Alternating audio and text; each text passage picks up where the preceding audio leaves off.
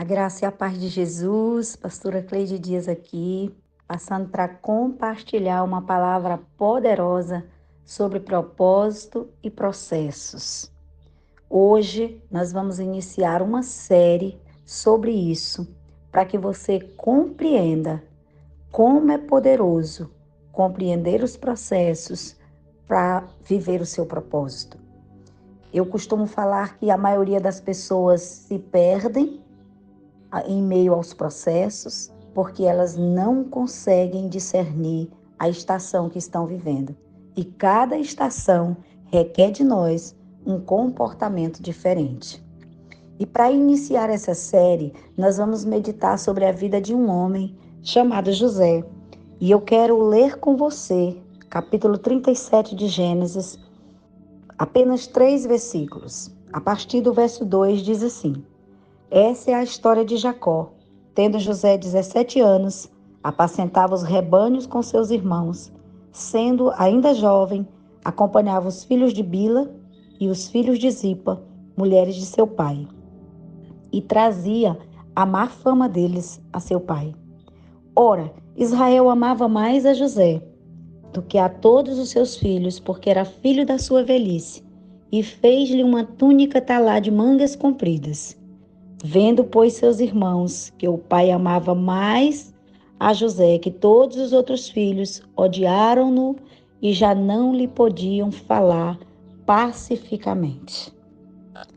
Mas antes de continuar falando dos processos que José viveu e aquilo que podemos aplicar para as nossas vidas, eu quero voltar um pouquinho no texto bíblico, lá em Gênesis 31.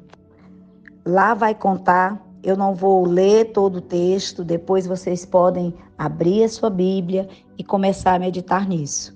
Mas lá no capítulo 31 de Gênesis, você vai ver uma palavra lançada sobre a mãe de José.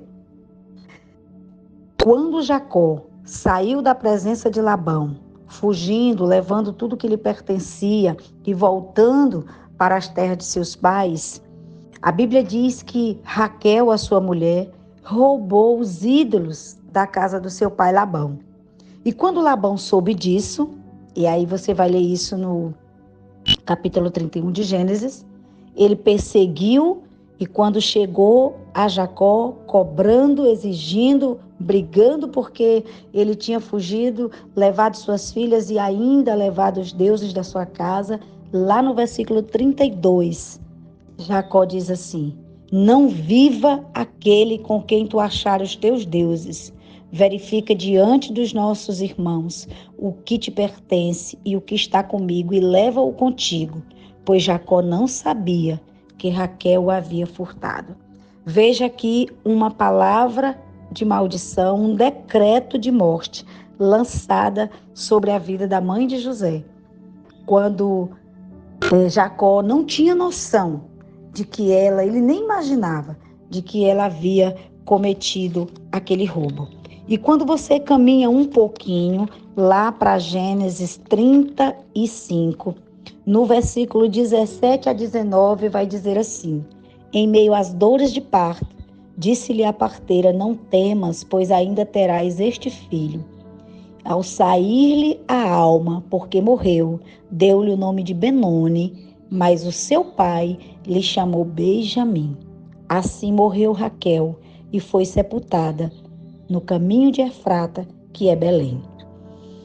Isso significa que a mãe de José e do seu irmão Benjamim morreu antes que eles chegassem à terra para a qual eles estavam indo. Ela ainda morreu no caminho. E a partir dali começa uma história na vida de José e na vida do seu irmão menor. Mas aqui eu quero tratar da pessoa de José. E a primeira coisa que eu quero tratar aqui, na vida de José, que de repente você pode se encontrar nessa história, é sobre aquilo que ficou na alma de José. José foi marcado com a morte da sua mãe. Porque como você viu no capítulo 37 que eu li lá no iniciozinho do áudio, lá vai dizer que ele estava sempre acompanhando os irmãos que eram filhos das mulheres do seu pai. Ou seja, os irmãos que ele ajudava tinha pai e tinha mãe, mas ele, José, não tinha a sua mãe. E eu fico imaginando como foi difícil para José conviver com a sua família, vendo a mãe dos seus irmãos e lhe faltando a sua mãe.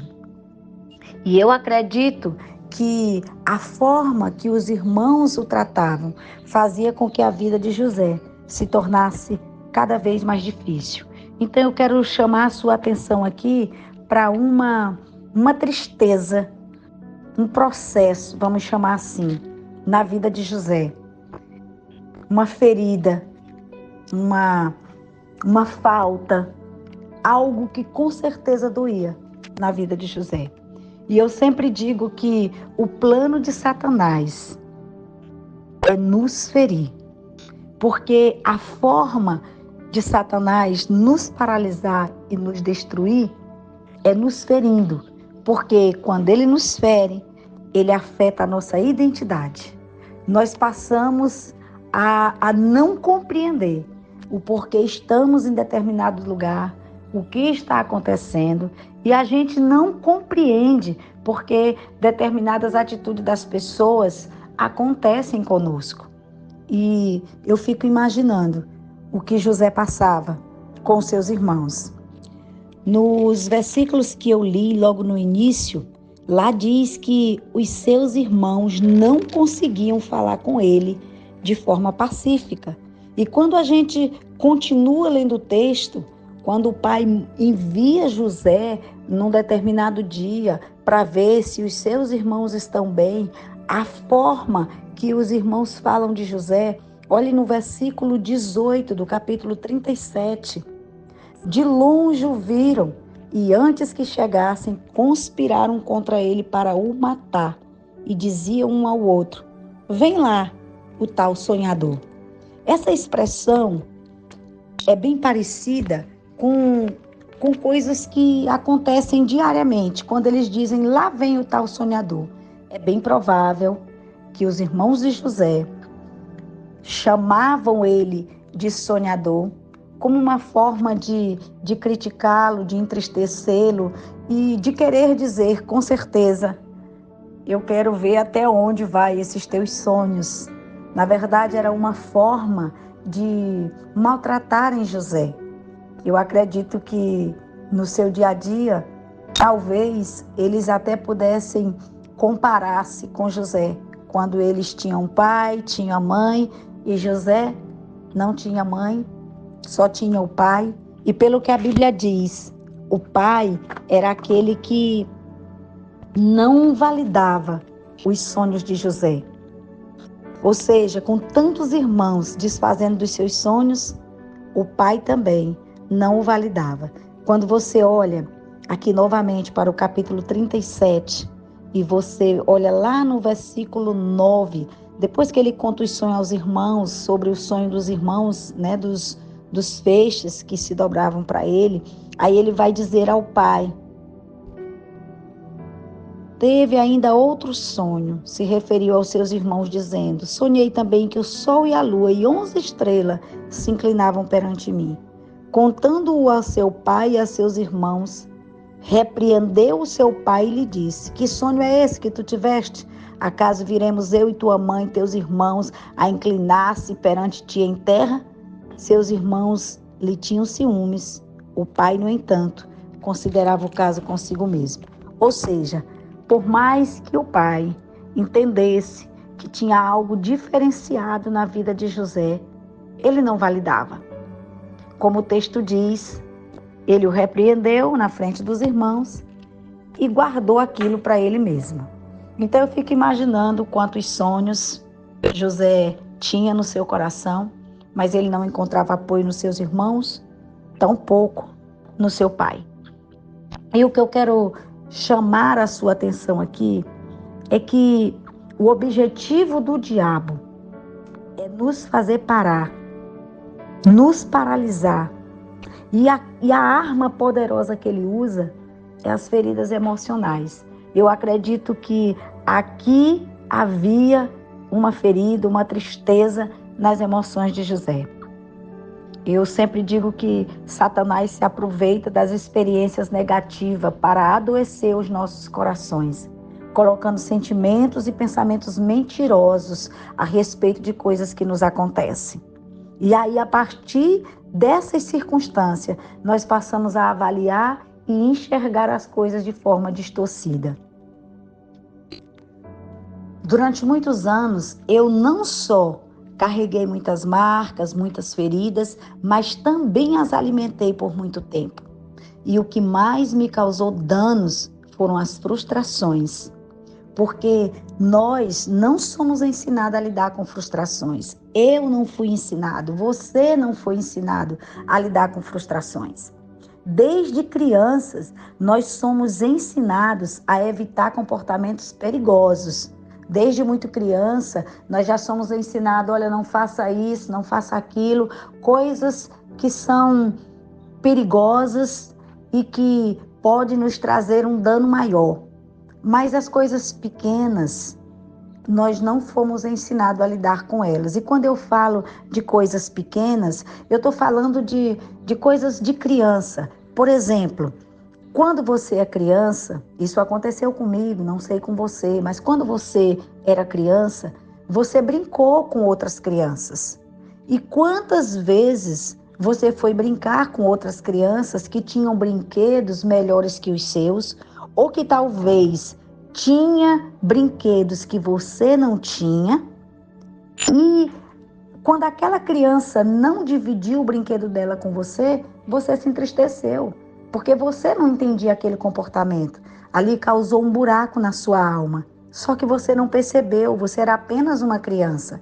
E aquele buraco, ele permaneceu na sua alma. E o que ficou por conta daquele buraco que foi gerado ali, foi uma mensagem negativa na sua memória. Qual mensagem? A mensagem de que algo lhe faltou. É por isso que muitas vezes, já adulto, na fase adulta, tudo que você constrói, você quer comprar determinada coisa ou determinadas coisas, porque ficou uma falta, está registrado na sua memória. E você só não sabe identificar essa falta. E com essa mensagem de hoje, com essa primeira mensagem sobre propósitos e processos, onde a gente vai identificar os processos que você precisa superar, eu quero que você comece a identificar hoje. Se há alguma falta, se ficou algum registro, busque na sua memória o que lhe aconteceu na infância ou mesmo na adolescência, que de repente ativou esse gatilho de falta em você.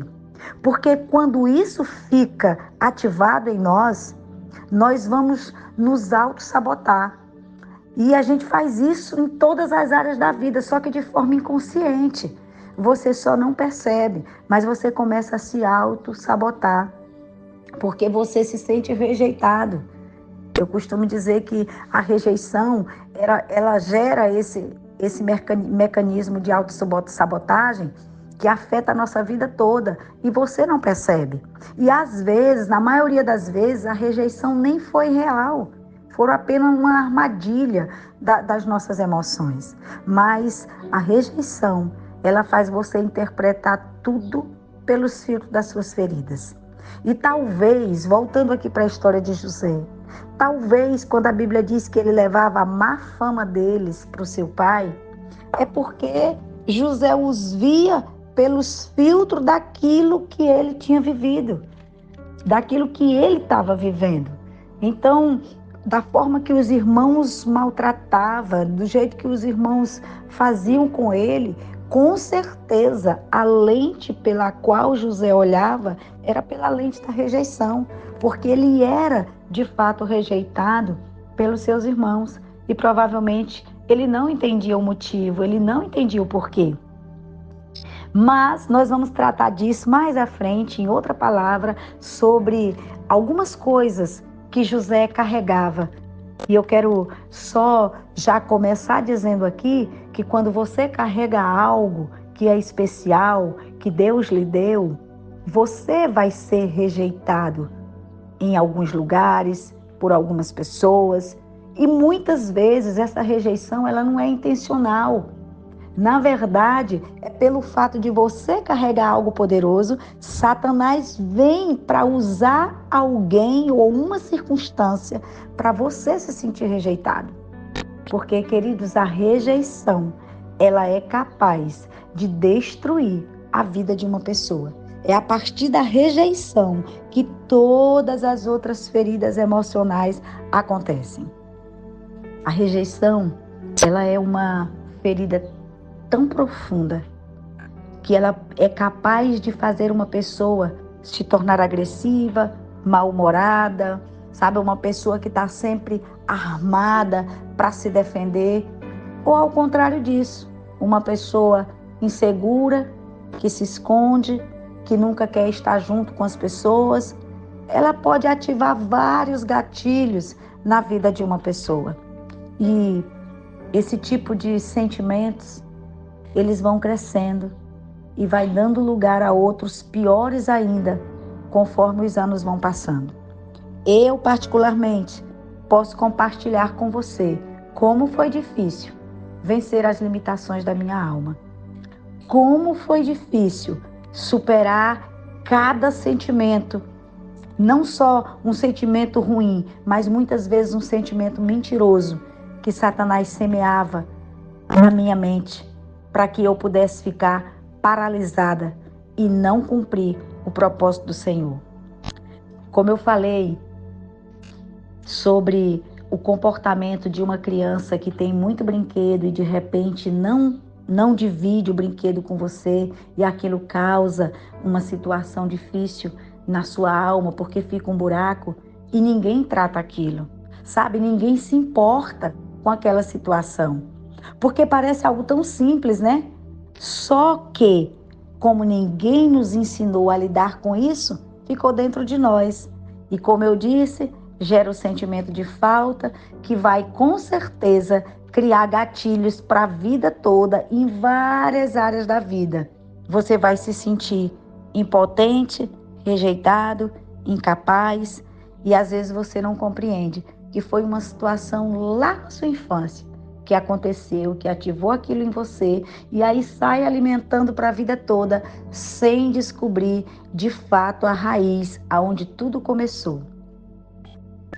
Ao longo dessa semana, nós vamos estar compartilhando sobre a vida desse homem chamado José e trazendo muitas outras lições. Mas hoje, eu quero aqui fazer algumas perguntas para você pensar e perceber se de repente, de alguma maneira, não existe um buraco aí na sua alma por conta de coisas que lhe aconteceram e você nem percebe. E a primeira coisa que eu quero perguntar é: o que você tem feito que ainda permite Satanás lhe ferir? Em que lugar da sua vida você ficou paralisado, ficou parada, ficou ferido ou ferida? Qual tem sido os ambientes que, mesmo você tendo tirado os pés de lá, você ainda permanece lá? Hoje é um dia para você pensar. Quais são os lugares que você precisa sair no mundo espiritual? E por que eu falo isso? Porque às vezes você já, dentro de você, parece que resolveu, tá tudo bem, você saiu de fato de tudo aquilo, se afastou, mas vez por outra, aquela história vem de novo na sua cabeça, aquela situação vem de novo no seu coração. E você às vezes até chora quando algo lhe remete a determinada coisa que já passou, que para você já está resolvido. Ei, hoje eu quero lhe dizer, você precisa de fato sair desse lugar no mundo espiritual. De fato romper com tudo isso, porque ainda existe um buraco na sua alma que precisa ser tapado pelo sangue de Jesus. E eu não estou dizendo aqui que você é uma pessoa doente, eu não estou dizendo aqui que você é uma pessoa que está cheia de feridas emocionais. Muito pelo contrário, eu estou acordando você para viver um novo tempo, para entender que emoções negativas sempre vão existir. Elas nunca vão parar de existir na sua vida e nem na minha vida. Mas o que é necessário é você e eu aprendermos a lidar com essas emoções negativas e não permitir mais que feridas sejam geradas em nossa alma. Então, talvez você que me ouve realmente tem uma ferida, realmente tem algo que precisa curar, um buraco que precisa ser fechado. E hoje é dia desse buraco ser fechado, entendendo que você nasceu para ser o louvor da glória de Deus. Você nasceu para ser imagem e semelhança dele. Você nasceu com um propósito especial. Mas talvez você seja alguém que não tenha uma ferida dentro de você, que não tenha uma doença emocional para curar, mas tem emoções negativas que constantemente te afetam. E eu vou te explicar como isso acontece. Uma pessoa curada, uma pessoa que já venceu muitas situações, mas ela vive situações negativas que sempre a ferem. Ou seja, ela não volta lá naquilo que aconteceu, mas ela está constantemente se ferindo com novas coisas. Isso significa que você não aprendeu a lidar com sentimentos negativos. E você não aprendeu porque quando você era criança, que alguém lhe rejeitou, que não brincou com você, ou que não deu um brinquedo, e você se sentiu rejeitado, ninguém se importou em tratar isso em você. Porque não era algo importante. Era algo infantil, de criança, não tinha nada a ver. Só que Satanás se aproveitou disso. Criou ali uma lacuna de falta, de rejeição, e você nem percebeu. Então você não foi ensinado a lidar com sentimentos negativos. E a minha intenção é ajudar você a aprender a lidar com esses sentimentos, porque em qualquer área da vida você sempre vai encontrar alguém que vai lhe entristecer. Você vai achar pessoas que vai lhe elogiar, que vai lhe amar, que vai lhe validar, mas também vai encontrar pessoas que vai lhe criticar, que vai lhe colocar uma limitação que você nem tenha, que vai fazer inúmeras coisas para lhe deixar triste. E se você souber lidar com essas coisas, você vai avançar. Você não vai permitir que a sua alma continue aprisionada. Eu quero lhe dizer que você é capaz, sim, de aprender a lidar com sentimentos mentirosos. E eu quero encorajar você a se livrar de todo e qualquer sentimento mentiroso que porventura ainda exista na sua alma, na sua memória. Existe algo de Deus para você fazer nessa geração. Ele precisa de você. E para ele te usar, ele precisa que você saia desse lugar onde você se encontra. Talvez o lugar que você se encontra hoje é de incapacidade. Talvez alguém que está me ouvindo hoje está se sentindo incapaz. Incapaz de quê? Incapaz de começar um negócio, incapaz de permanecer no negócio que está, incapaz de liderar uma equipe de pessoas em algum lugar, incapaz de continuar lutando pela sua família, incapaz talvez de permanecer no seu casamento ou em algum lugar que você esteja empreendendo. Eu quero lhe dizer que sentimento de incapacidade não foi o Senhor que lhe deu. Quando Ele lhe fez, Ele lhe personalizou com tudo que você precisaria para viver nessa terra. E a ideia de Deus é que você não só viva o que Ele planejou para você e lhe deu as ferramentas para isso, mas que você também ajude outras pessoas a viver aquilo que elas nasceram para viver.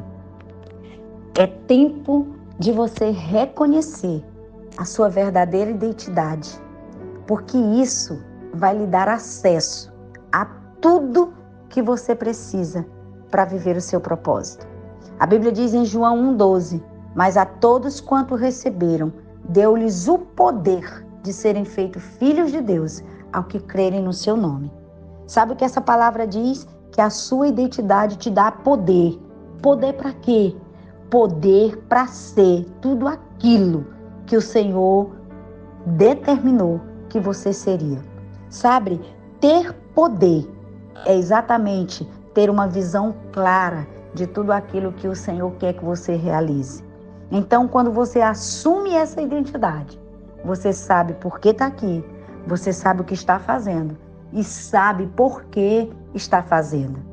Porque existe um poder que te faz enxergar pelo prisma do teu propósito. Quando uma ferida é causada na alma, você não consegue enxergar quem você é de fato. Você não consegue discernir a sua verdadeira identidade. Isso significa que você fica com uma identidade confusa. Tem sonhos, quer muito, mas você não se acha capaz ou não acha que Deus pode fazer aquilo por você. São inúmeros os pensamentos que passam na sua cabeça. E aqui a gente volta para a história de José, esse menino que não tinha mãe, conforme eu falei, que vivia em conflito com os irmãos, que sonhava, mas certamente ele não se sentia capaz de realizar nenhum dos seus sonhos. E aqui começa a trajetória desse homem, que a partir dos 17 anos, Deus começa a falar com ele, para que ele fosse alterado. E eu fico pensando, o que teria acontecido se Deus não tivesse tirado José do meio da sua família, se Deus não tivesse tirado José da sua terra e tivesse o levado para uma terra estranha, para o Egito.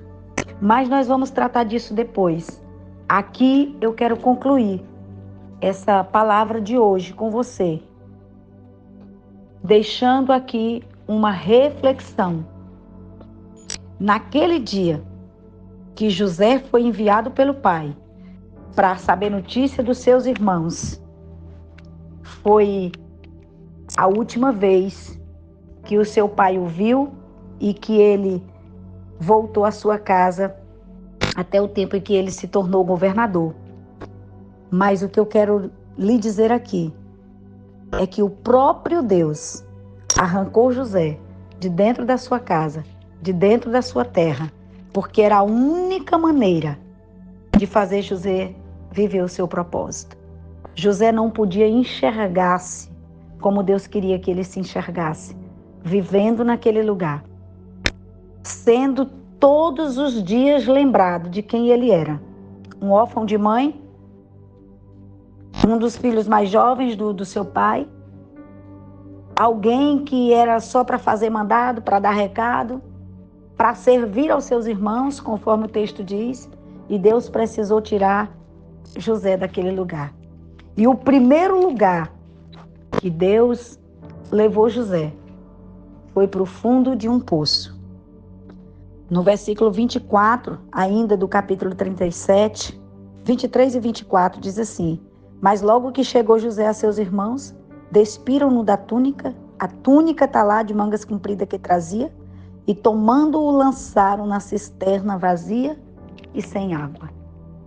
Parece até que aquilo que estava acontecendo com José foi o diabo que planejou. Mas eu compreendo hoje que tudo isso que José viveu era um processo de Deus para ele poder chegar aonde Deus queria que ele chegasse. E sabe, Deus me falou muito sobre esse poço. O poço, na verdade, foi um escape de Deus, foi uma proteção de Deus para a vida de José. Porque quando você olha o texto, a Bíblia é clara, a Bíblia diz que os irmãos olharam ele de longe e decidiram, vamos matá-lo. E um deles, usado por Deus, acredito, não vamos matá-lo, não vamos fazer isso, vamos jogá-lo no poço. E o poço foi a alternativa de Deus para manter José vivo. E ele se manteve vivo naquele poço, o tempo suficiente para Deus trazer o resgate. E eu quero dizer para você hoje, que muitas vezes aquilo que parece ser o fundo do poço, nada mais é do que uma proteção de Deus, um cuidado de Deus para com a sua vida. Aquilo que parece ser o fundo do poço, nada mais é do que o começo de uma nova história que Deus quer iniciar. Você não entende, José com certeza não entendeu, e você vai ver isso nas próximas palavras que eu vou colocar aqui. José não entendeu, e você talvez não entenda. Eu não sei qual é o tipo de poço, o tipo de cisterna, eu não sei qual é a situação e circunstância que você está vivendo hoje, que talvez você esteja achando que pessoas lhe jogaram lá. Talvez você esteja culpando um líder, talvez você esteja culpando alguém da família, talvez você esteja culpando alguém que lhe fez um dano em algum lugar, em algum momento, uma circunstância. Mas eu quero lhe dizer, abra os seus olhos para ver a poderosa mão do Senhor no cenário da sua vida hoje. Ei, Ele está lhe guardando, Ele está lhe escondendo por um tempo que vai chegar, que Ele preparou. Como Ele mesmo diz na sua palavra, Ele tem um tempo certo para todas as coisas embaixo do céu. E tem um tempo certo para você. E algo poderoso da parte dele vai chegar. Mas hoje, abra os seus olhos para declarar quem Ele é. E dizer que você se alegra por estar nessa situação, porque Deus está lhe escondendo, lhe protegendo para algo maior que Ele planejou para você.